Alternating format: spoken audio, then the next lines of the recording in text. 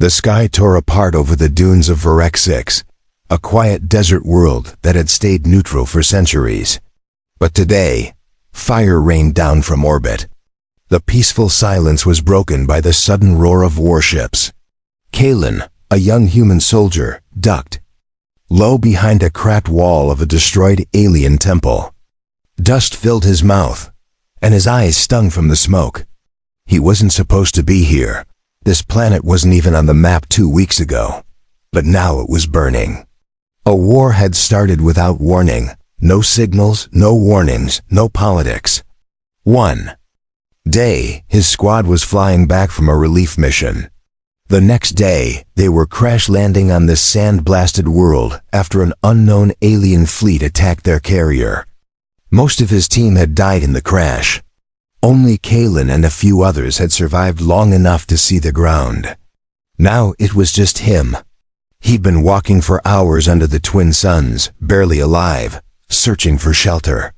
When he found the strange building half underground with carvings he didn't recognize, he thought maybe he could hide for a while.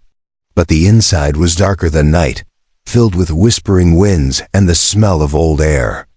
Something about it made his skin crawl. Then he heard her. A soft hum, not quite a voice. More like a sound that rose from the stone itself.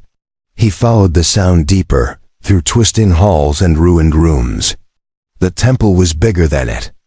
Looked outside. As he passed a long corridor, he saw movement, a figure sitting on the floor, her legs folded, head slightly tilted. She wasn't human.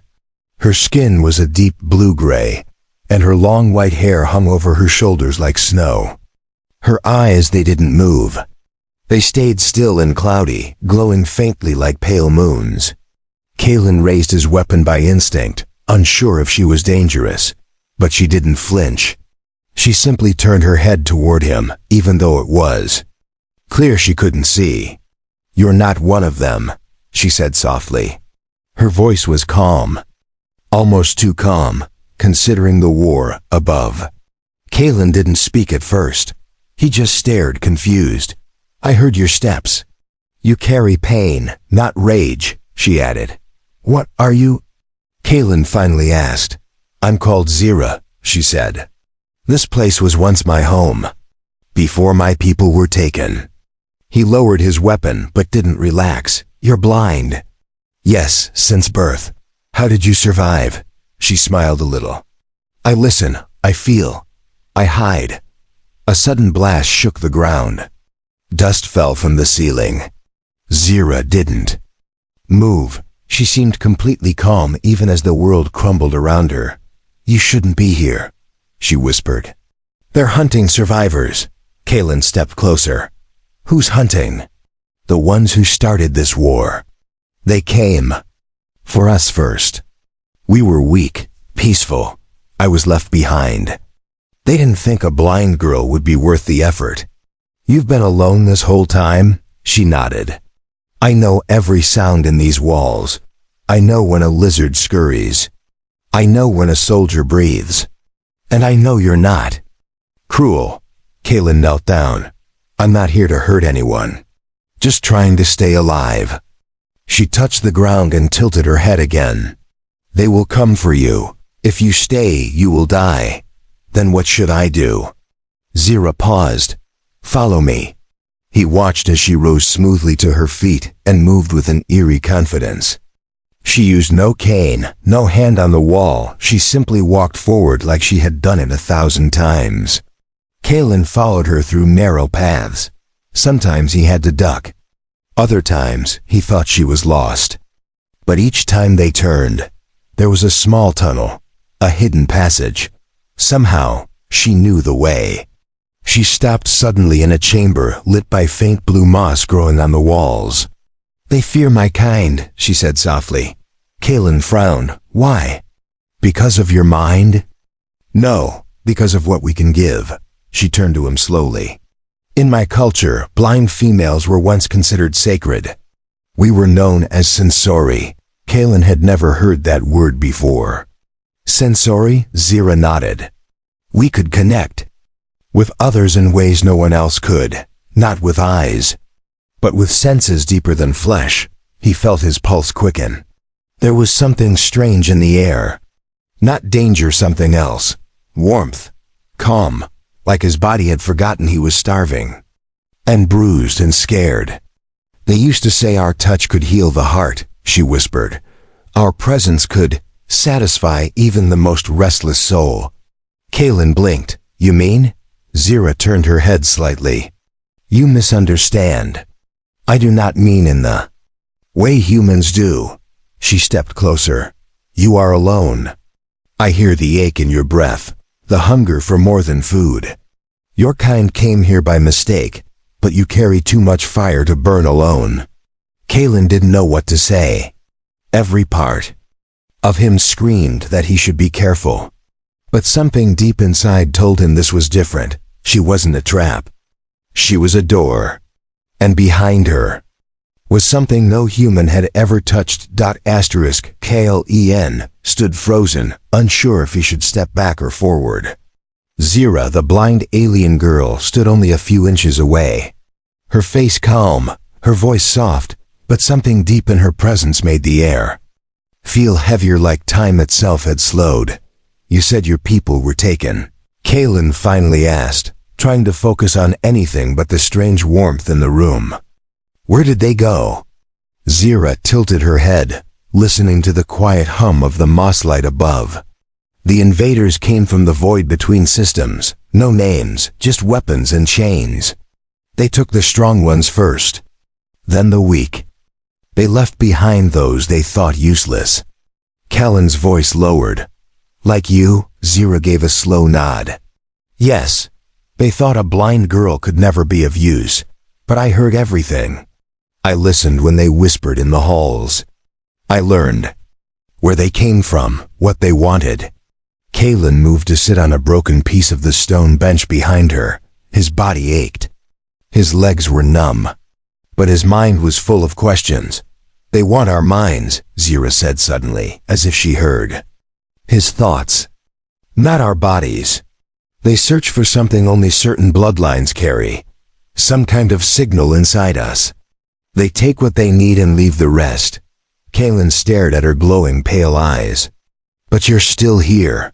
Why didn't they take you later? They tried, she whispered. One of them came back. He thought I was helpless. She held up her hand. It looked smooth, delicate. But Kaylin saw the faint scars running across her palm. I didn't scream. I didn't beg. I touched his face, she said. What happened? She turned to him slowly. He dropped his weapon. Then he cried, like a child. And then, he ran. Kaylin felt a cold chill run through him. You made him cry? With just a touch? Zira smiled faintly. Humans aren't the only ones with broken hearts. The silence grew again, only the soft breathing of the desert winds above echoing through the hidden tunnels. Kaylin looked around the chamber, taking in its round shape. The stone walls were carved with smooth lines and symbols he couldn't read. What is this place? He asked. A sanctuary, she answered. A place where Sensori girls trained. Before our people lost their way, you said you could connect with others. That your touch could reach deeper. Zira knelt beside him, her movements graceful, like water. Yes, but it is not about mating. Not the way your kind thinks of it. He looked away, embarrassed. It's about balance, she continued. You carry pain, guilt, grief. Your body can heal, but your spirit remains poisoned. I hear it in your silence. Kaylin closed his eyes. She wasn't wrong. He had lost his entire team, men and women he laughed with, fought beside. And in one moment, one crash, one scream through the radio. They were gone, all except him, the survivor. The coward, as his thoughts often whispered. I didn't save anyone, he said bitterly. I just ran. Zira placed her fingers gently on the side of his neck. He flinched but didn't pull away. You didn't run. You lived. There is a difference. Her fingers were cool, but where she touched, warmth spread, not heat. Something else. Like a pulse moving through his veins, but not from his heart. Kalen felt his breath slow. His thoughts stopped racing. For the first time in days, his shoulders dropped. His body relaxed. The pain in his side dulled. The tightness in his chest eased. "What are you doing?" he whispered. "I'm listening," Zira said. She leaned in, close to his face. Her eyes didn't see him, but her presence wrapped around him like a blanket. "You're afraid of needing someone," she said softly, "because everyone you needed is gone." Kellen's throat tightened. He looked at her, trying to understand how she knew so much without seeing. "Maybe I am," he admitted. Zera lowered her hand and sat back. "Then don't be. You are not weak for needing, only foolish for pretending you don't." Kalen stayed silent. He didn't know what to say. He wasn't used to words like that. Not in war. Not from strangers. Then, a sound echoed from the upper tunnel's metal on stone. Footsteps. Zira tensed. "They're here." Kalen jumped to his feet, weapon raised. "Not many," she whispered. "2, maybe 3. Not hunters, scouts." Kalen moved toward the entrance of the chamber, but Zira placed a hand on his arm. "You don't need to fight. They'll kill us if they find us. They don't know this place." "I do." She moved her hand along the stone wall and pressed. A symbol. A soft hum rose from the floor, and part of the wall shifted open. "A passage," she said. "Silent, hidden." Kalen stared. "How do you know all this?" She gave a gentle smile. "Blind eyes still see." And before he could ask anything more, she stepped into the darkness of the new path, trusting him to follow. Kalen followed Zira into the narrow tunnel, the hidden wall sliding back into place behind them without a sound. The blue glow from the moss faded as they moved deeper, swallowed by shadows. Only the faint hum of the air, and Zira's steady footsteps, guided the way. "How far does this go?" Kalen whispered. "Far enough," she replied. "There are tunnels under the entire sanctuary. Some are forgotten even by my people." As they walked, Kalen noticed how she never hesitated, not even once. Her hands brushed gently along the wall, but it wasn't to guide her. It was more like she was reading the stone, feeling its memory. Every step she took seemed purposeful, like she was leading him through a living maze. After several turns and bends, the passage opened into a smaller chamber. It was round, low-ceilinged, and quiet. In the center sat a crystal-like bowl glowing softly with inner light. Zira knelt before it, her fingers tracing the rim. This is her resting room, used for cleansing the senses, for reconnecting. Kalen sat across from her, careful not to touch the bowl. He could feel energy in the air, gentle but present. Zira took a slow breath and folded her legs under her. "You asked how I survived alone. It wasn't just hiding." She placed her palms together. "The sensori are not just listeners. We feel things others miss. Our emotions, our instincts, they sharpen in blindness. With enough time, we can hear the smallest thoughts, even those buried under pain."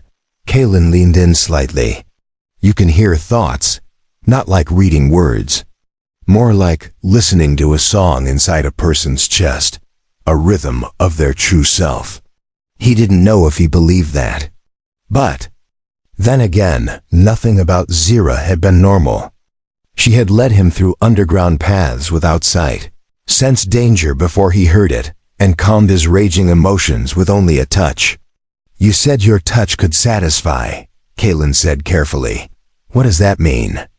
Zira smiled faintly. "For my people, males were often ruled by pressure and chaos inside. The sensori were trained to bring peace, balance. Pleasure was one part, yes, but not what your kind imagines." She lifted her hands and held them out, palms up. "Through the skin, we connect with nerves, with spirit. Our energy aligns. And when both sides trust, there is release, relief, not just of tension, but of guilt, anger, grief." Kellen's eyes stayed on her hands. You really believe that can help someone? Even someone like me. I already helped you, she said. You just haven't realized how much. She lowered her hands again. But I won't touch you unless you ask. Trust cannot be forced. He looked away, unsure how to respond. Her words stirred something inside, something quiet and buried. But before he could speak again, a vibration rolled through the ground. A faint tremble, then another. Kalen stood quickly, weapon ready. They're searching for us. Zira placed her hand flat on the stone floor. They brought a scanner unit. Not soldiers' machines. Those will find the heat of a living body. Even through walls. Then we have to keep moving, he said. Zira slowly stood. There's one place they won't scan, the lower chamber, too cold. It confuses their readings. He helped her as she took the first few steps, but again, she moved with ease through the path. As they entered the new corridor, the temperature dropped sharply. Kalen could see his breath forming in the air. The walls turned from rough stone to a dark, smooth metal. This place wasn't part of the temple, it was older. Hidden deeper. Zira stopped suddenly. This place is sacred, she whispered. Not even my kind came here often. Kalen looked around. The space opened into a vast chamber, dome-shaped, lined with silver vines and crystals growing from the ground like frozen lightning. In the center was a stone bed with strange symbols circling it. What is this place? He asked. Zira stepped toward the center. A joining place. Where lost ones came to restore each other. Kalen frowned. Restore how? Zira turned to face him, her voice calm but heavy. By allowing connection. Total surrender of thought in pain. Letting another inside, not the body. The soul. He took a step closer. You think that'll save us? She nodded. I believe your soul is screaming. If you don't quiet it soon, it will destroy you before the enemy does. Kalen lowered his weapon, breathing fast. He didn't understand her world or her powers or why she was helping him. But her voice, her calm, her strength and blindness, it made him believe, not in magic, but in something old. Something real. She held out her hand, not forcing, only waiting. He reached forward, slowly, carefully, and the moment their fingers met, Kalen felt something rush through him like wind, cool, electric, and pure. He wasn't ready for what came next. Kalen gasped. The second his fingers touched Zira's, a wave of feeling moved through his body, not pain, not shock, but something deep and old, like a memory rising from under his skin. His knees weakened, and for a moment he thought he might fall. But Zira held his hand, gently, calmly, as if anchoring him. Breathe, she whispered. He did. Slowly, deeply. The cold of the chamber faded. The noise in his head, grief, regret, fear softened. It didn't disappear, but it became quieter. Like a storm moving farther away. What is this? He asked, voice shaking. Zira stood still, both hands now gently resting on his. You are opening. Kellen's chest tightened. Opening what? Your mind has been locked. She said, your guilt, your fear, your loneliness, they formed a shell. I am helping it loosen. His eyes burned with emotion. I watched my squad die. I couldn't do anything. I couldn't even pull one of them out of the wreck. They screamed, and I just froze. She stepped closer, placing one palm lightly against his heart. You didn't freeze. You survived. They trusted me, he whispered. And if they stood here now, she said softly, do you believe they would hate you for living? Or would they be glad someone made it? Kalen couldn't answer. His jaw trembled. Then Zira leaned forward and rested her forehead lightly against his chest. Her skin was cold, but the connection felt warm, strangely pure. Her body barely touched his, but it felt more intimate than anything he'd ever known. No one touches like this anymore, she said quietly. They think satisfaction is about bodies, about noise, But real satisfaction is silence. The kind that comes when the soul stops fighting itself. He blinked hard, trying to clear his eyes. I don't even know who I am anymore. You are more than a weapon, she said. You are a flame. But even flames can burn themselves out without care. Kalen let out a breath, then sat down slowly on the stone bench beside the glowing bed. He buried his face in his hands. Zira knelt beside him, resting her hand on his shoulder. For the next several minutes, they didn't speak, but the silence was an empty dot. It was full of breath, warmth, quiet heartbeats, and the invisible bond forming between two lost beings from different worlds. Suddenly, a pulse trembled through the ground. Faint, but different from before. Zira's face changed. That's not a scout, Kalen stood quickly. What is it? They've brought a hunter, a living one. Kellen's heart pounded. Then we have to move. No, she said. He'll smell movement. The lower chamber blocks scans, but not scent. You must become still. Kalen looked confused. Still? Let me help you, she said. He hesitated, but then nodded. She moved behind him and placed both hands on his back, one over his spine, the other over his chest. Then she closed her eyes. Kalen felt her energy shift, calm, steady, almost like a song with no sound. It moved through his nerves like slow lightning, forcing every racing thought to settle. His heartbeat slowed. His muscles relaxed. His breath matched hers. He couldn't explain it, but he felt himself dissolve. Not literally, but the pressure that made him feel like a soldier, like a human, like a target. That pressure dropped away. Zira whispered, "They cannot find what does not call out." They stayed like that in perfect stillness as the air above shifted. The hunter moved somewhere in the halls above them. Heavy footsteps echoed faintly, accompanied by a strange sniffing sound like a beast tracking prey.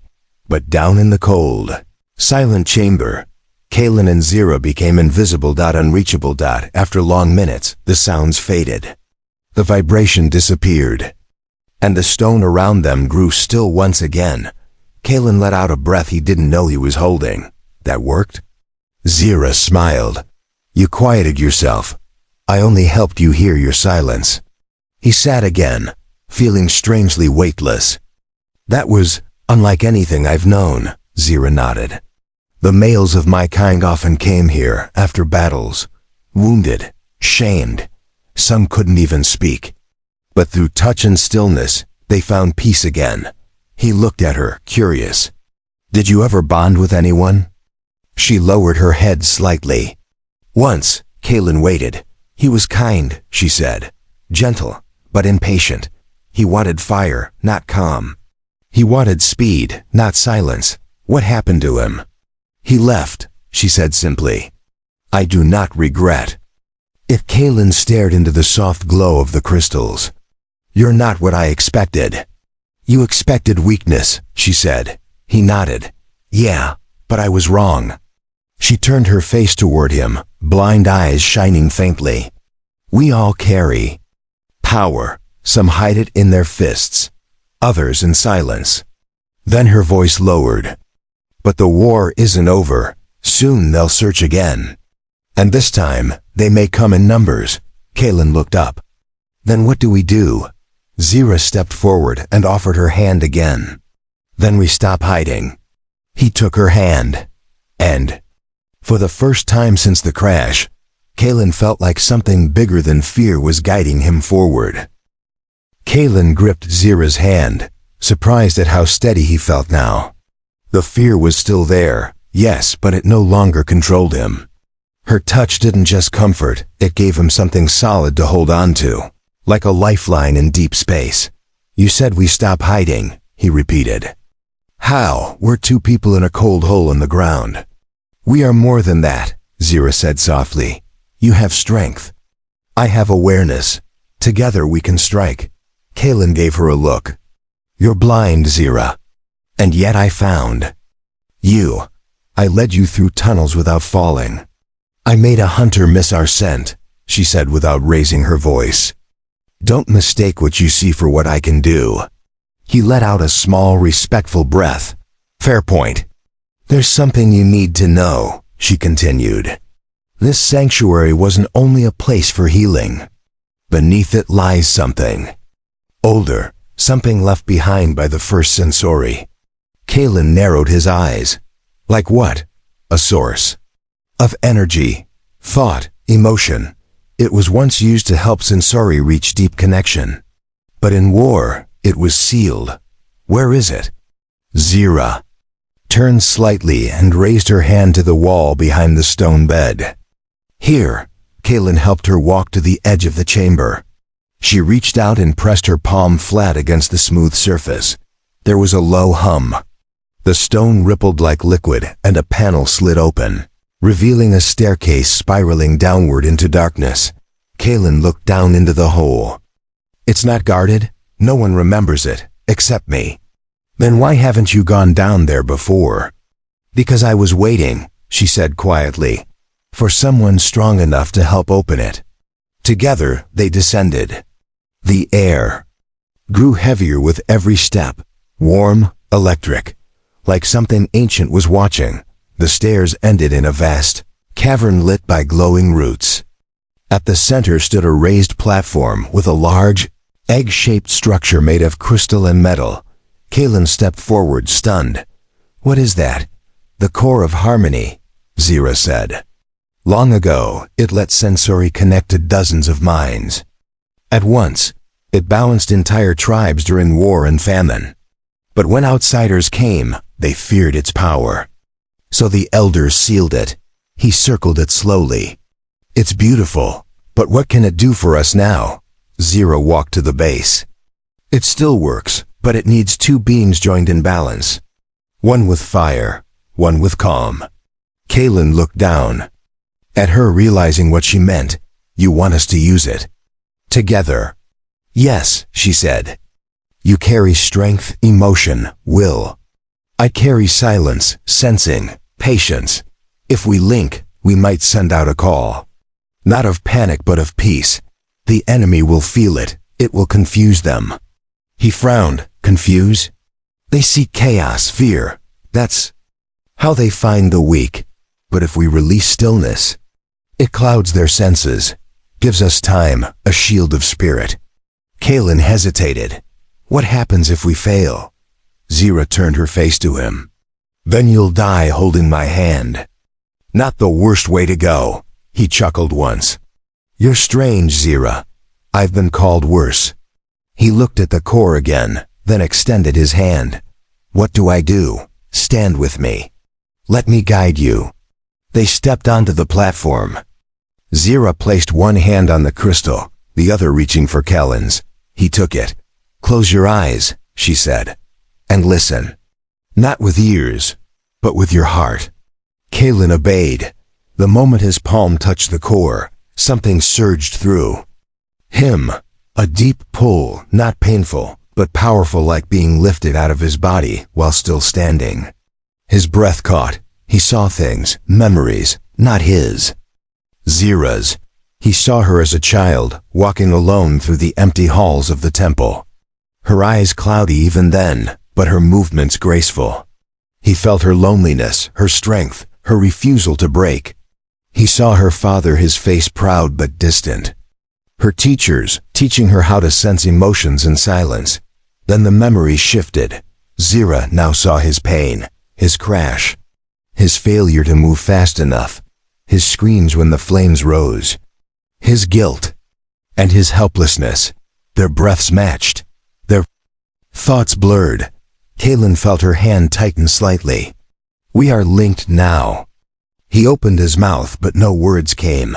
The core pulsed, and above them, far above the surface, every scanner, every enemy sensor suddenly went dark.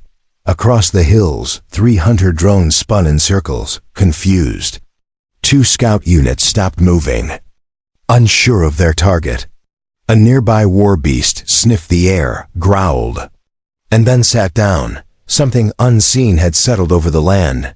A fog of peace. Kalen opened his eyes. Zira's lips parted slightly as she whispered, "They don't know where we are anymore." He stepped down from the platform slowly. That worked? For now, she said. He stared at her, stunned. What are you? She gave a tired smile. Just a blind girl who listens better than most. Kaylin reached out to help her down. You just bought us time, maybe even a chance. She held his hand and replied, then let's use it. Asterisk, the effect of the core's energy still hummed in Kellen's bones as they stepped out of the chamber. He glanced back at the glowing crystal behind them, its light now dim and pulsing like a steady heartbeat. Zira leaned lightly on his arm, her breathing calm. She didn't speak much after they left the platform, but her face looked different. Stronger, lighter. For the first time since they met, there was no sadness hiding behind her pale eyes. How long will they be confused? Kaylin asked as they moved up the narrow stairwell. Maybe hours, Zira answered. Maybe less.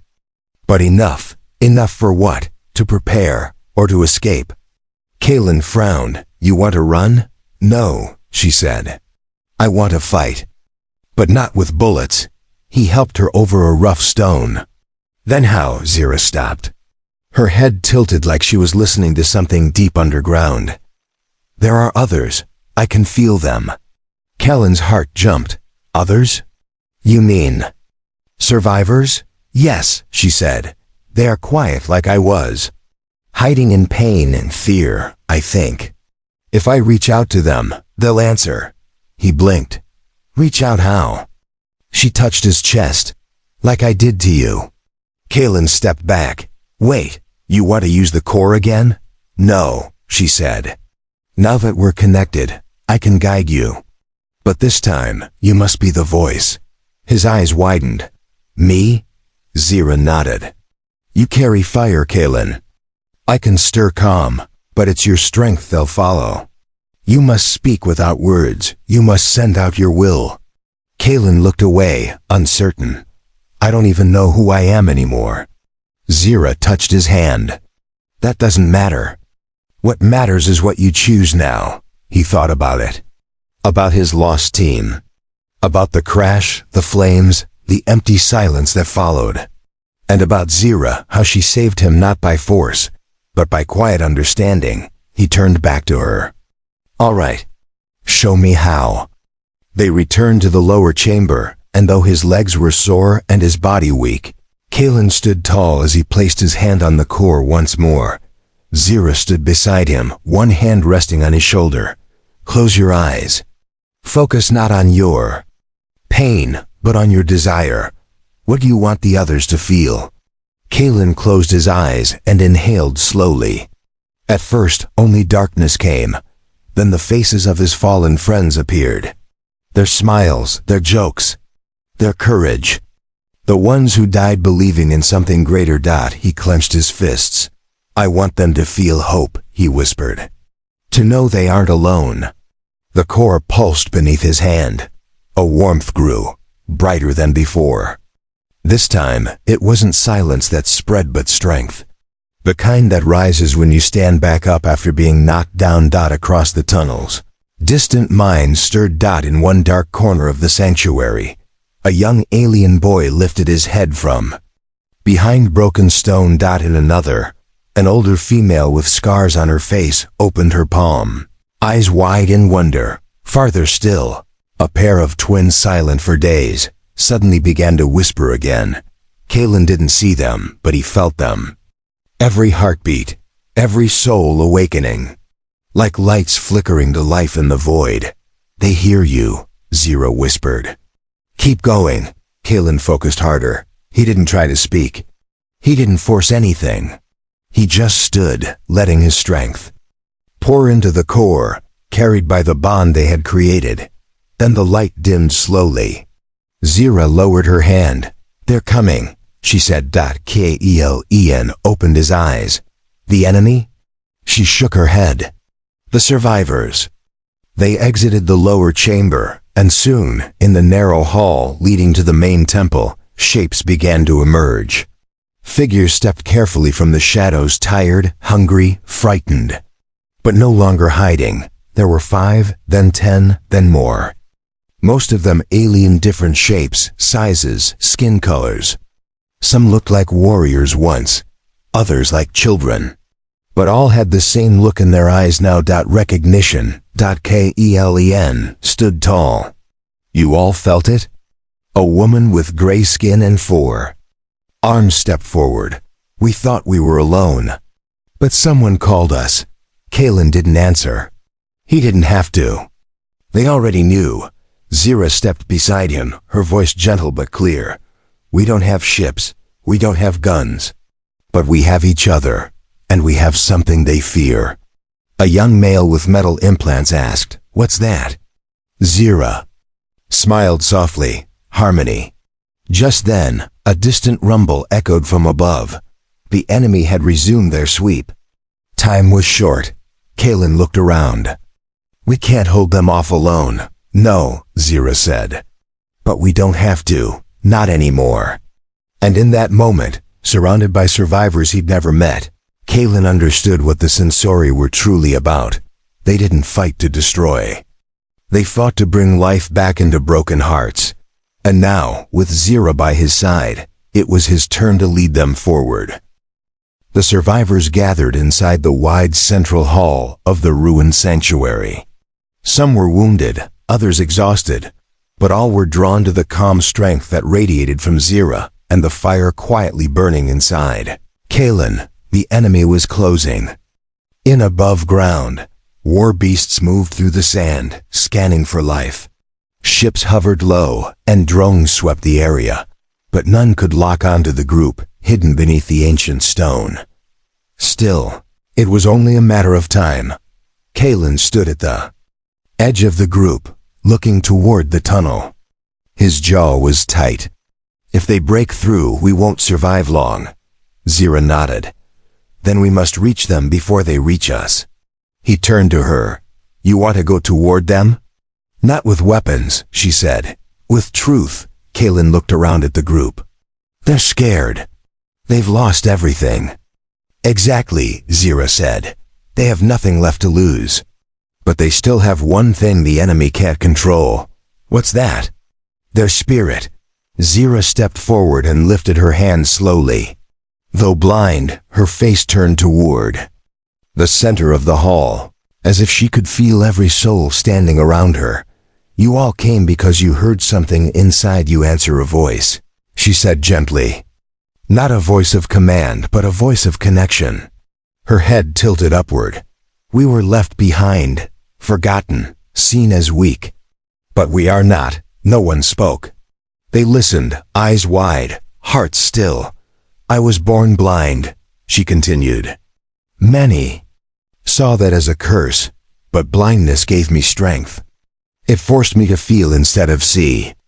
And it taught me that true satisfaction, true power, does not come from the body, but from what we give others when we share our silence. Kalen watched as the group leaned in, her voice calming them more than any shield ever could. I don't ask you to fight with violence, Zira said. I ask you to walk with me, to carry your pain forward as proof that you lived, that you still breathe, and that you still matter. One of the younger survivors, the alien boy with bright markings on his arms, stepped forward. I don't want to hide anymore. An older warrior with broken armor added, if we stand together, they'll feel us. Kalen stepped beside Zira. Then let's show them. They moved out, not in panic, not in fear, but in silence and unity. Kalen led the front line, Zira beside him, guiding not with sight, but with presence. Above, the enemy forces noticed. Heat signatures, movement, signals flooded their systems. Drones flew in, ships turned. Beasts growled, marching forward to meet what they expected would be a weak resistance. But when the enemy descended, they found something else. Not panic. Not scattered prey, but stillness. Hundreds of survivors now stood shoulder to shoulder, eyes closed, hearts open. Each one radiating peace, stillness, and connection like waves. The enemy machines slowed. The war beasts hesitated. Even the enemy commanders, watching through vision screens, paused with confusion. Zira took one step forward and placed her hand on the ground. The energy from the core, awakened earlier by her and Kalen, now surged through the earth, rising like heat. But instead of fire, it released calm. A silence that wrapped the battlefield like a blanket. Kalen stepped beside her and lowered his weapon. He raised his voice, not with rage but with strength. "We are not your prey. We are not broken. And we are not alone." The enemy commander sent a signal to fire, but the drones did not move. The scanners went black. The beasts, trained to hunt fear, sat still. There was no fear left, only harmony. Unable to find targets, unable to feed on chaos, the enemy began to fall back, confused, shaken, weakened by something they couldn't understand. And in that moment, Kalen realized the truth. They didn't win by fighting harder. They won by being unshakable. Later that evening, as the sun lowered over the silent dunes of Varek 6, the survivors gathered once more in the sanctuary. They were safe. For now. Kalen sat beside Zira at the edge of the platform, where it all began. He looked at her glowing eyes and said, "You were right. You didn't need to see to lead. You felt us all the way." Zira smiled softly. "And you found your flame without burning." He reached for her hand, not to hold, not to protect, but to share something silent between them. Connection. And as the stars appeared overhead, the survivors of the forgotten war rested together, not as broken souls, but as proof that peace, once shared, could still satisfy even the loneliest heart.